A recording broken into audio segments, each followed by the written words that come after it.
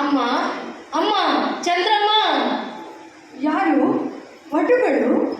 ಯಾಕೆ ಕೂಗುತ್ತಿದ್ದೀರಿ? ಏನಾಯಿತು?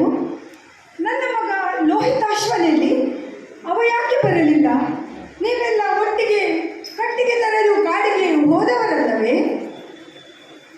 ಅಮ್ಮ, ಲೋಹಿತಾಶ್ವ ಒಂದು ಹುತ್ತದ ಬಳಿ ಕಟ್ಟಿಗೆ ಕಡಿಯುವಾಗ ದೊಡ್ಡ ಹಾವು ಬಂದು ಕಚ್ಚಿ ಅಲ್ಲಿಯೇ ಬಿದ್ದ. ಮತ್ತೆ ಹೇಳಲಿಲ್ಲಮ್ಮ. ಏನಂತೀರಿ? ನನ್ನ ಮಗ ಲೋಹಿತಾಶ್ವ ಸರ್ಪ ಕಡಿದು ಮಾಡಿದನೆ. ಶಿವ ಶಿವ, ಈಗೇನು ಮಾಡಲಿ? ಕತ್ತಲೆ ಆವರಿಸುತ್ತಿದೆ. ಮಗನನ್ನು ಹುಡುಕಲು ಹೋಗುವುದಕ್ಕೆ ಒಡೆಯನ ಅಪ್ಪಣೆ ಬೇಕು.